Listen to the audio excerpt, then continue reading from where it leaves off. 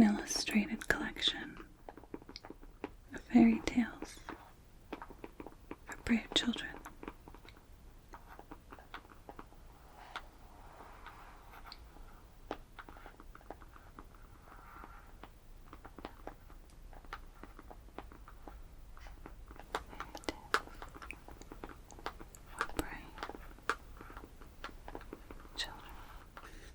The spirit in the bottle. There once was a poor woodcutter who worked from early morning till late at night. And when he had finally saved a little money, he said to his son, "I've earned a bit extra from working hard, and as you're my only child, I'm going to spend it on your education. Then, if you learn a decent trade, you'll be able to look after me in my old age."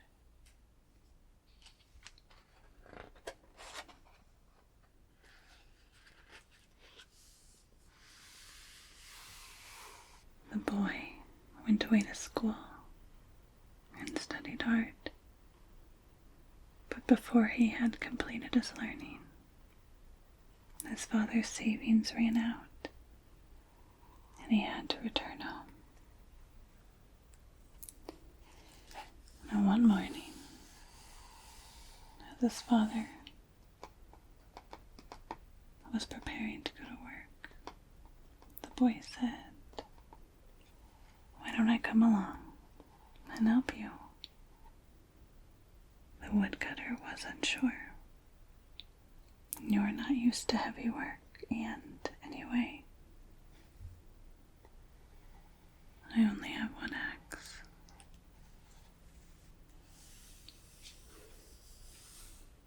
But the boy suggested they borrow an axe from their neighbor, which they did, before going to the forest together.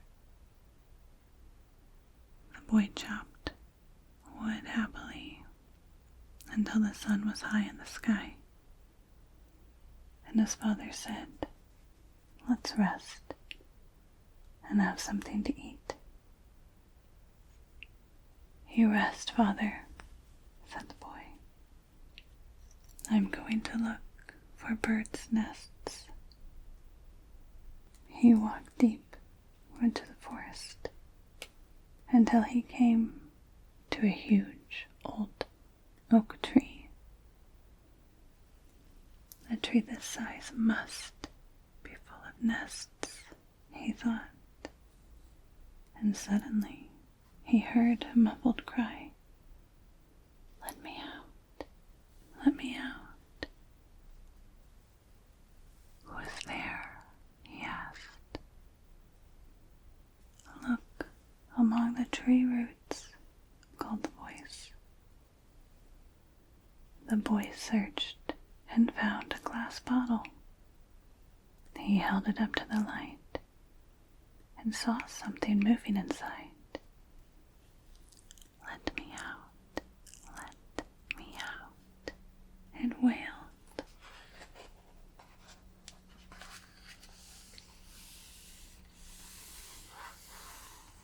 Seeing no reason not to, the boy pulled the cork out of the bottle. In a flash, a spirit slipped out and grew as big as the oak tree. "Your reward for freeing me," he thundered, "is a broken neck." "You should have told me that before," the boy said fearlessly. "I'd like to keep my neck as it is." "I'm sure you would, but I am the mighty Mercurius, and when somebody sets me free, I must break their neck." "Wait," the boy cried. He thought fast. "You're huge.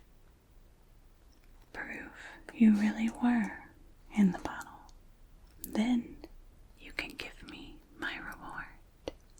"Fine," the spirit replied haughtily, shrinking himself down. No sooner was he inside the bottle again than the boy replaced the cork and tossed it among the roots of the tree. The spirit had been outsmarted. "You are indeed a clever young man," said the spirit from inside the bottle. "Free me again, and I won't hurt you. I promise you a true reward that will last a lifetime." "Perhaps he will keep his word," thought the boy. Mustering his courage and hoping for good luck, he pulled the cork. Out came the spirit, who again grew large, and then handed the boy a piece of cloth. "This is your reward. Rub a wound with one end, and it will be healed. Rub iron or steel with the other end, and it will turn to silver." The boy tried cutting the bark of a tree and then rubbing it with the cloth. The bark regrew. Happy with his gift, he thanked the spirit and went back to his father.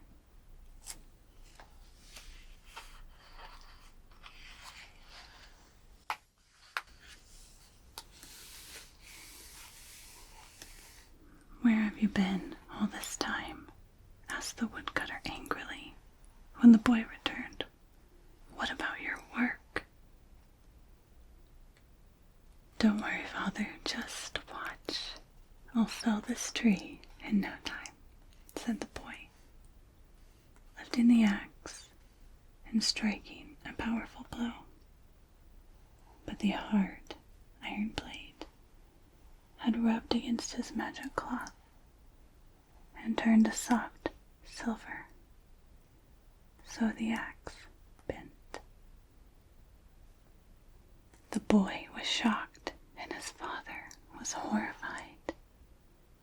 "Now I'll have to find money to pay for the broken axe," the woodcutter groaned. "Don't be angry," replied the boy. "I'll pay for it." "You fool. You might think you're smart, but you know nothing of money or cutting down trees," replied the woodcutter. Next day, the woodcutter's anger had faded. "Go and see if you can get a few pennies for that ruined axe in town," he said. The boy took the silver axe to the goldsmith, who weighed it and gave him 400 coins. When he got home, his pockets heavy, the boy told his father to give their neighbor double whatever he asked for the loss of his axe. "Father, we're so rich. You'll never have to chop wood again. Look." "Good Lord," exclaimed the woodcutter. "Where did you get all of that money?" The boy told his father about outsmarting the spirit and his magical reward. He used the rest of the money to return to school, and he healed so many wounds with his cloth that he became a famous doctor, known far and wide. The Selfish Giant. Once there was an enormous giant's castle behind a small village. The giant had been away for many years, and every day, after school, the village children played in the castle garden. It was a large and lovely garden with soft green grass and beautiful flowers and peach trees that bore delicate blossoms in spring and rich fruit in autumn. But then the giant came back.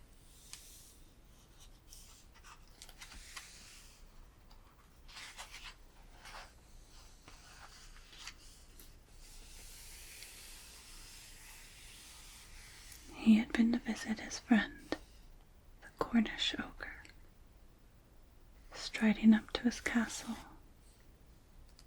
the giant found children playing all around it. "What are you doing here?" he shouted. And the frightened children ran away. "My garden is my own garden," said the giant, "and I will allow nobody to play in it but me." So he built a high wall around it, and he put up a sign that read, "Trespassers will be eaten." He was a very selfish giant. The poor children had nowhere to play. They would wander around the high wall when their lessons were over and remember the beautiful garden inside. "I loved the flowers and trees," they said to each other. And then spring came, and everywhere was alive with blossoms and birds.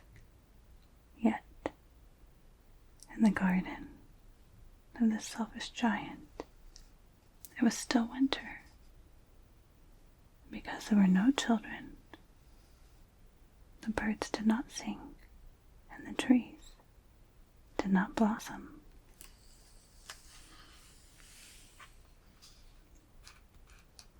The snow and the frost were the only ones who were pleased. "Spring has forgotten this garden," they cried. "So we will live here all year round."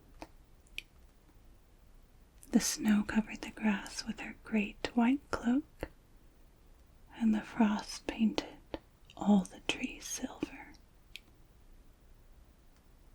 Then they invited the north wind. Wrapped in furs, he roared around the garden all day. "This is a delightful spot," he said. "We must ask the hail to visit." So the hail came too.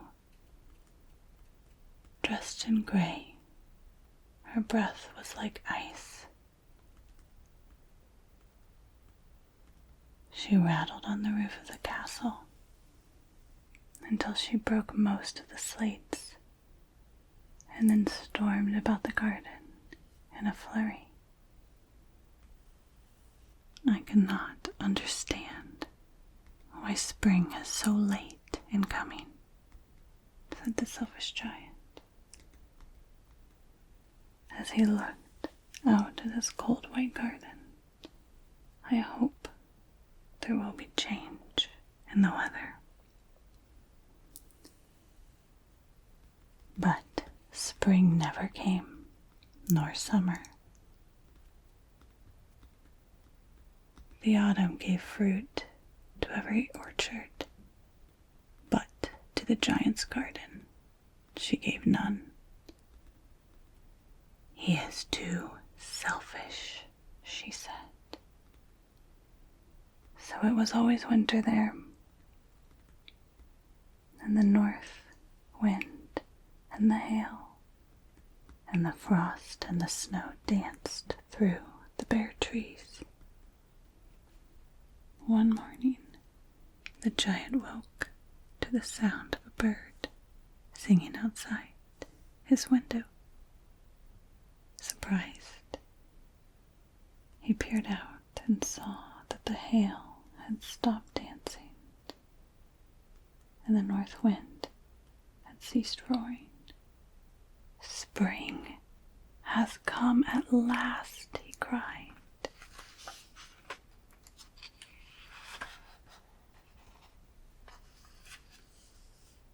Through a little hole in the wall, the children had crept into the garden. They were sitting in the branches of the trees, which were covered with blossom. Birds twittered with delight, and the flowers danced. But in one corner, that was still winter, a little boy stood crying by a snow-covered tree. He was so small he couldn't reach the branches, and the giant's heart melted. "How selfish I have been! I will knock down the wall, and my garden shall be the children's playground forevermore." But when the children saw the giant, they ran away, and winter returned. Only the little boy remained. The giant gently lifted him into the tree, and it burst into bloom. Unafraid, the boy flung his arms around the giant's neck and kissed him. When the other children saw, they came running back, and spring came with them. "It is your garden now, children," said the giant, and he knocked down the wall. The children played all day, and when they said goodbye, the giant asked for the small boy who hadn't been afraid. "He's gone," the children answered. And though they returned to play every afternoon, they never saw the little boy again.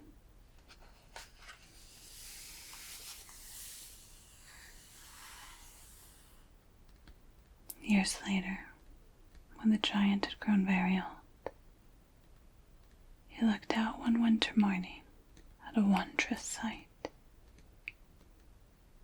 In the farthest corner of the snowy garden was a tree covered with white blossoms, despite the cold.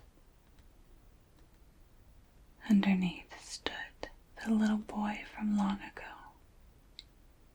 The giant rushed to him, asking, "Are you all right? You are still a boy. Who are you?" "I am the child of love," he answered. The giant was filled with wonder, and knelt before the boy, who smiled and said, "You let me play in your garden once, and today you shall come with me to mine in paradise." When the village children came to play that afternoon, the giant had gone. They found his body under the tree, covered with white blossom.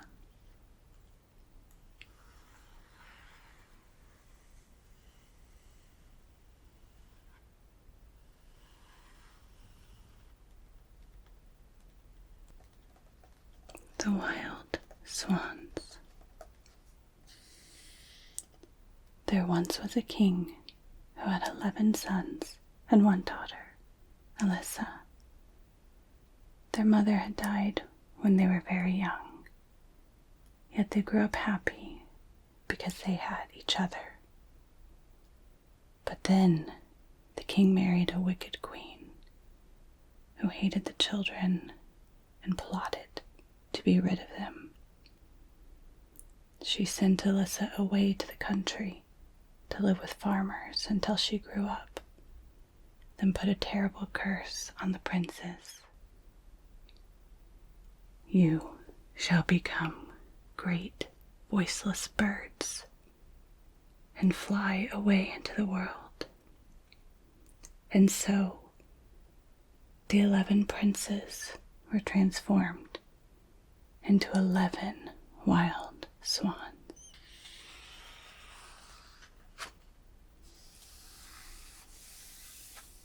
The swans flew from the palace and circled the countryside until they found the farm where Alyssa was living.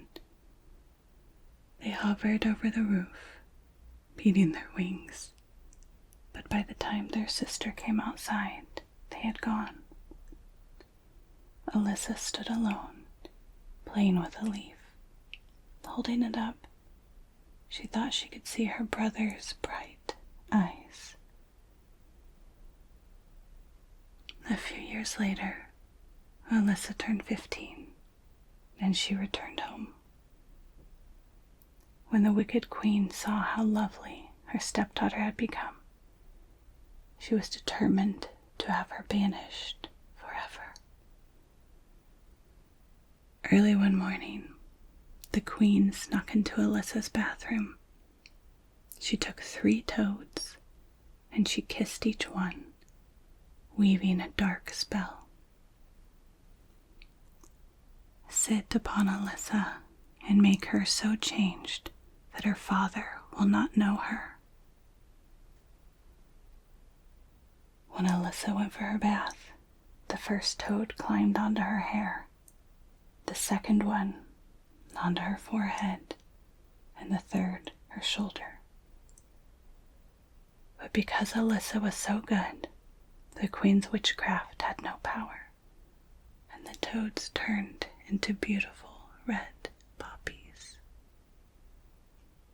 The queen was furious. She ripped Alyssa's clothes, tangled her auburn hair, and rubbed a foul ointment on her face. The king didn't recognize Alyssa when he saw her, horrified at the girl's appearance. He declared that she could not be his dear daughter. No one in the palace realized who she was.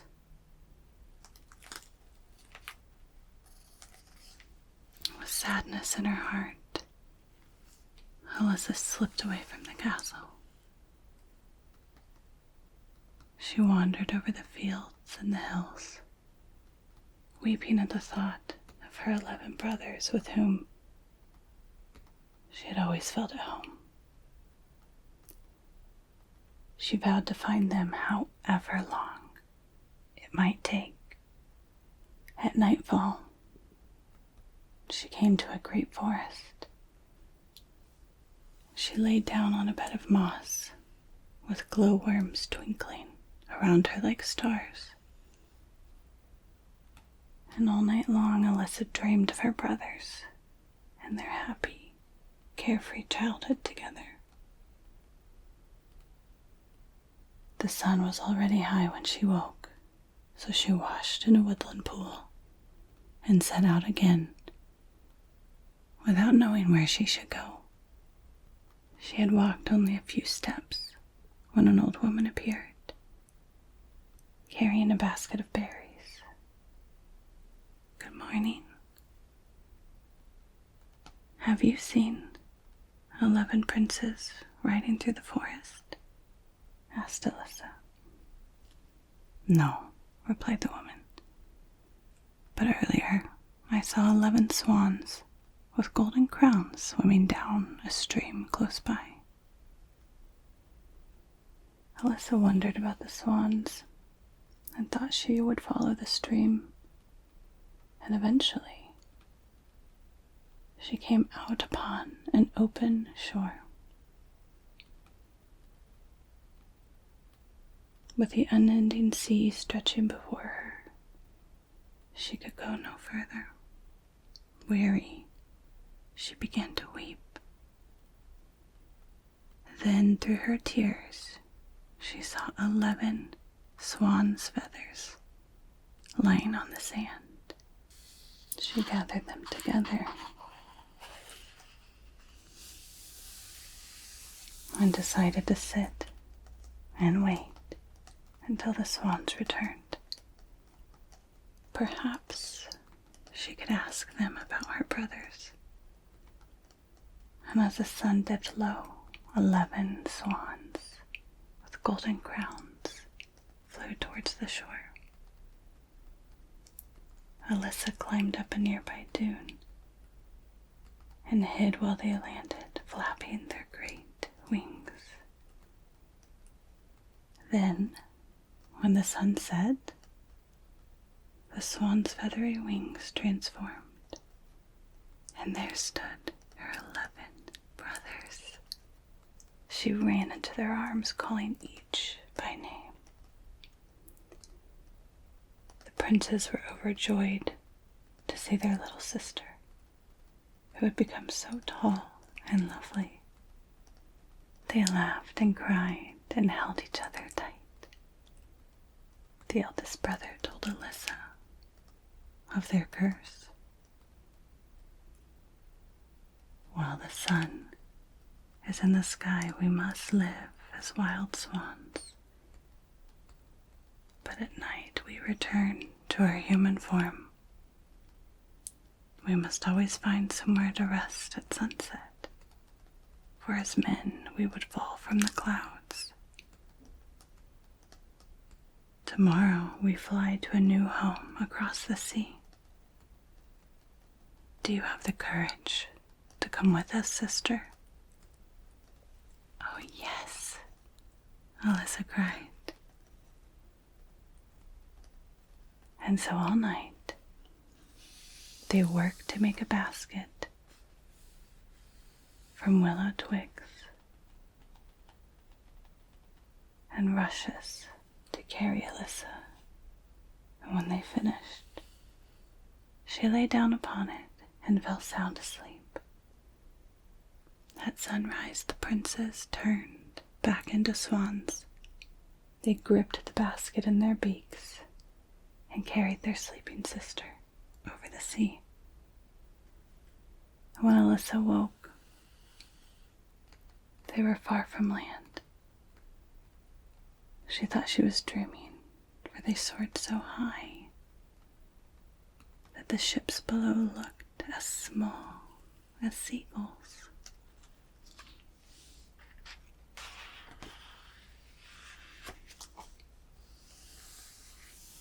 Alyssa's brothers were headed for a small rock in the middle of the sea, where they would stop to rest. But towards the day's end, a storm rolled in, and with the buffeting winds and the extra weight of carrying Alyssa, they could not fly fast enough. In darkness, they would become men, and Alyssa thought they would all surely drown in the waves. When the daylight was nearly gone, the little rock came into view. Alyssa willed her brothers to fly faster and harder. Plunging downward, they finally touched solid ground just as the night fell. The rock was very small, and the storm battered them from all sides, but Alyssa and her brother huddled together to give each other courage. The next day was clear and bright, and the swans flew on,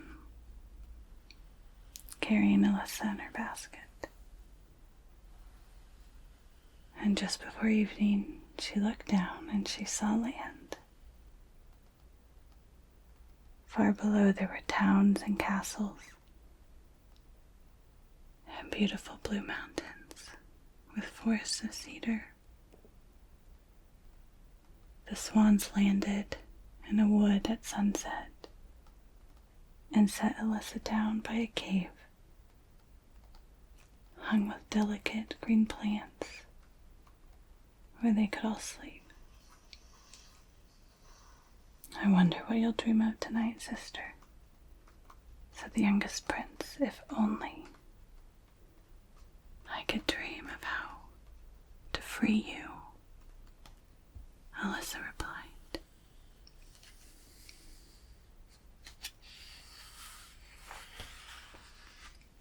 When Alyssa finally slept, an enchanted fairy came to her. She looked strangely like the old woman with the berries who had told Alyssa about the wild swans. "Your brothers can be freed," the fairy said, "but you must be brave. See the stinging nettle in my hand? Gather only this kind, and those that grow in the graveyards. Though they will blister your skin, you must crush them, spin the flax, and knit it into 11 tunics. If these are worn by the wild swans, the spell will be broken. But you must do all this in silence. If you speak, your words will pierce your brothers' hearts like a sword." When Alyssa woke, there on the floor was a pile of nettles like those from her dream. Immediately, she began her task. The nettles gave her blisters, yet she knew she could endure any pain to free her brothers. The princes were distressed by Alyssa's silence and the sight of her hands, but they understood that her work was for them. The youngest brother wept, and where his tears fell, Alyssa's blisters disappeared. The next day, as Alyssa sat knitting the first tunic, the sound of hunting horns rang through the forest. A party of huntsmen appeared, and the handsome young king of the country was among them. "Why are you hiding here?" he asked Alyssa. But Alyssa dared not speak to him, for she could not risk the lives of her brothers. "Come with me to safety," said the kind king. He was instantly captivated by Alyssa and concerned about her, and he took her on his horse to his magnificent palace. Alyssa was dressed in fine silks and given special delicacies to eat, yet her only thought was for her brothers. She was desperate to return to her nettle spinning, but she couldn't speak to explain it to the king. He loved her, despite her silence, and asked her to marry him. She nodded, and the ceremony took place. But the old archbishop was becoming suspicious. He said Alyssa must be a witch who had beguiled the king, and the king refused to believe him. A few days later, the king led Alyssa into a chamber hung with green embroideries. It looked exactly like the cave in the forest. The bundles of nettles and the tunics she had completed were there. "Will this make you happy, my queen?" he asked. Alyssa smiled. She yearned to confide in her caring husband.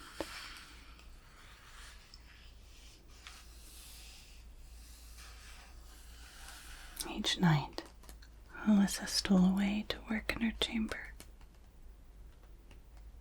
The king saw this in doubt, and entered his mind. Could she be a witch? Alyssa had begun to knit the final tunic when she ran out of flax. The nettles she needed grew only in the churchyard, so with the moon lighting her way, she slipped out of the palace. The king and the archbishop saw her go and followed silently behind. In the churchyard, Alyssa thought she saw ghouls wailing and dancing, and she shuddered with horror. But her will was strong, and she forced herself on. Watching her, the king concluded she must be dabbling in witchcraft after all. He was broken-hearted. Let the people judge her, he said sadly. The next day, the people declared Queen Alyssa must be tied to the stake and killed. Crowds cheered as she was carried to the stake in a cart. But Alyssa cared more about rescuing her brothers than losing her life. 10 finished tunics lay at her feet. She worked on, even as she traveled desperate to complete the 11th. Witch, the mob cried, and tried to pull the tunics away.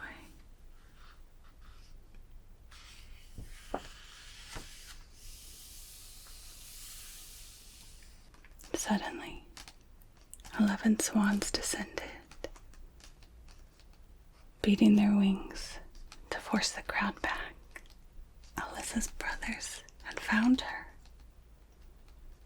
and as fast as she could, Alyssa threw the tunics over the swans, who transformed into 11 princes.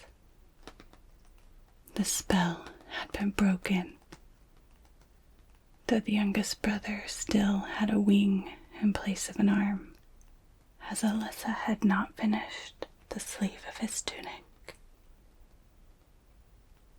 "Now I may speak," she cried. "I am innocent." Then she fell into her brother's arms. As the eldest brother told their tale to the crowd, red roses grew up the stake, alongside a single white rose. Full of sorrow and remorse for doubting his wife, the king picked it and held it gently to her face. She opened her eyes and smiled. She had loved him from the beginning. Now, at last, she could tell him. Great flocks of birds appeared, and with the amazed crowd, they followed the king, the queen, and her 11 brothers back to the palace as church bells rang out in celebration throughout the land.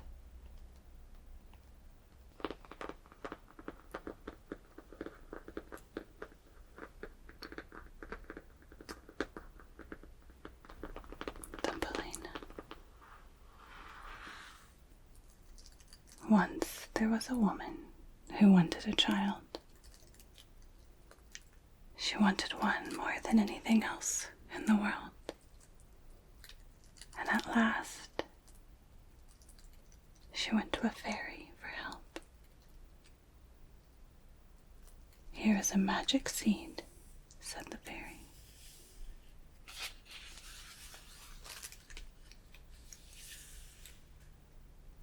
"Put it in a flower pot and see what happens."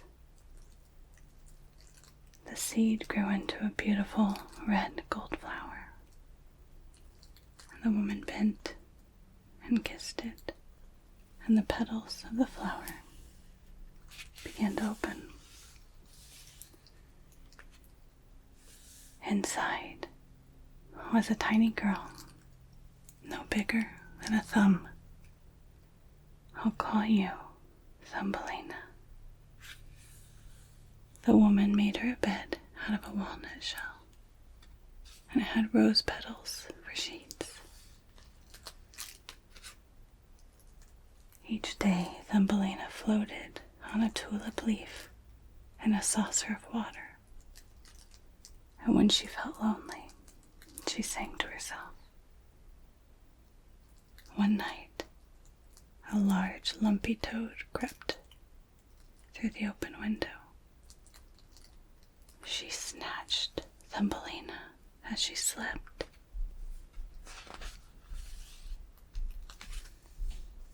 "What a pretty wife you'll make for my son," she croaked.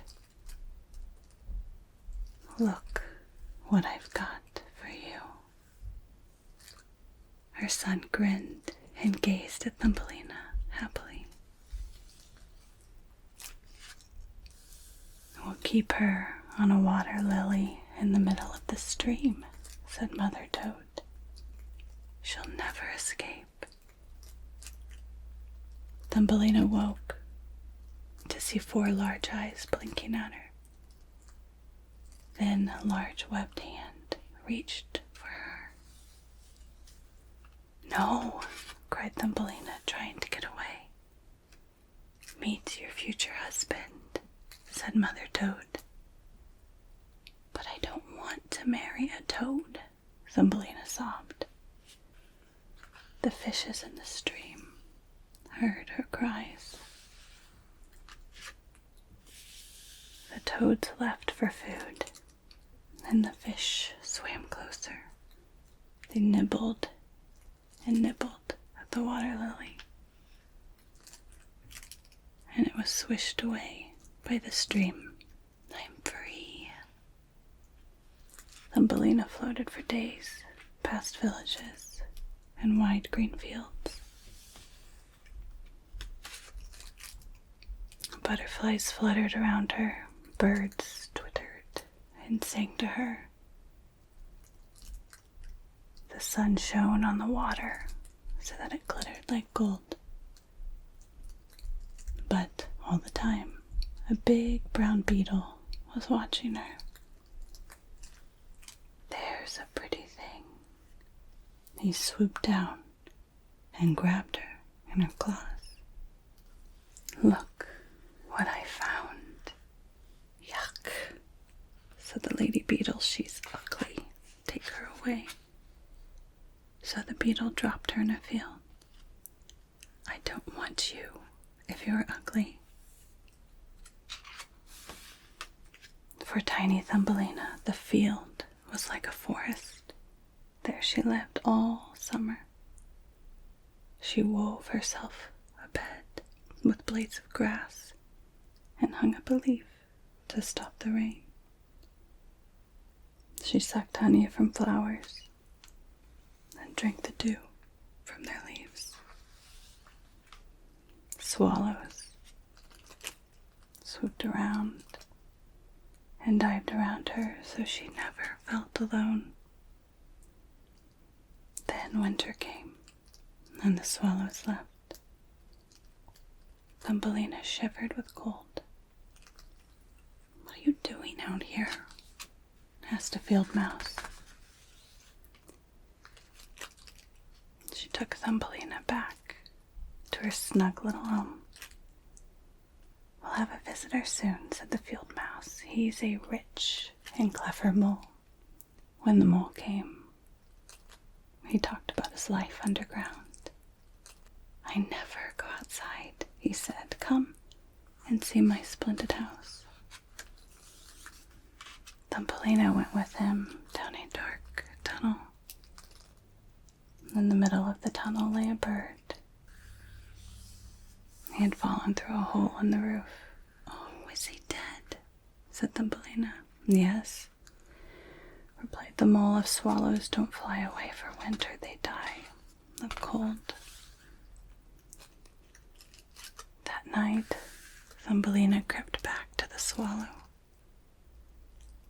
She covered him with a carpet of hay. "Goodbye," she said, thinking of how sweetly the swallows sing all summer. But when she put her head on his breast, she heard a thump, thump, thump.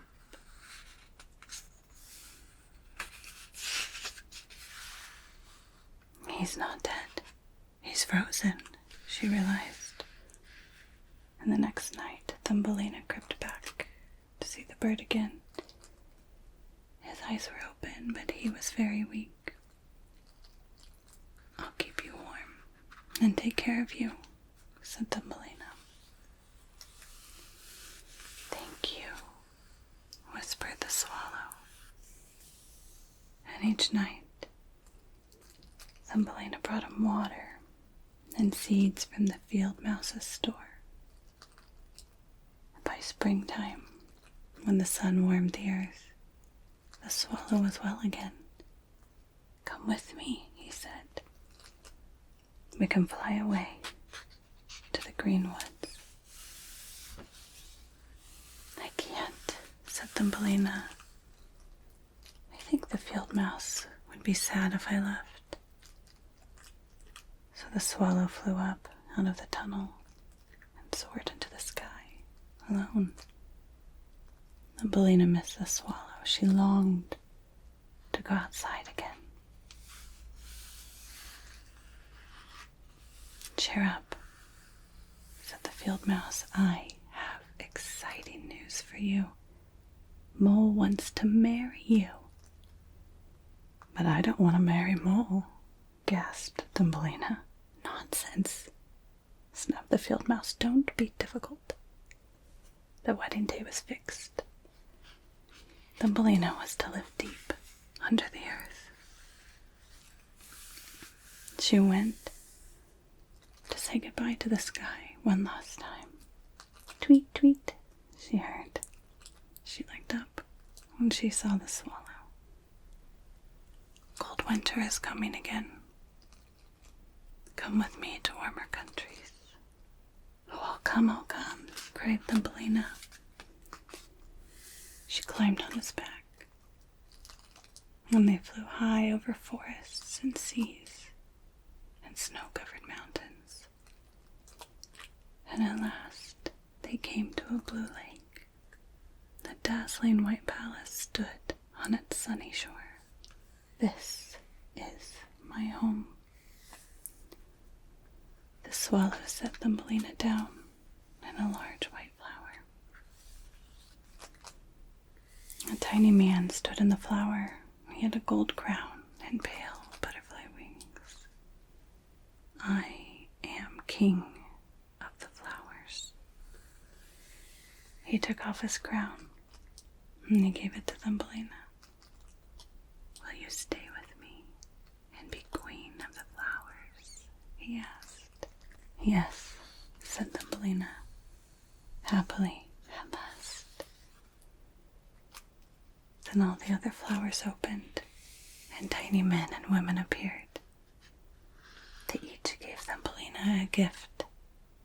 Best of all, it was a beautiful pair of wings, so she could fly from flower to flower. And the swallow swooped above them, all singing a joyful song.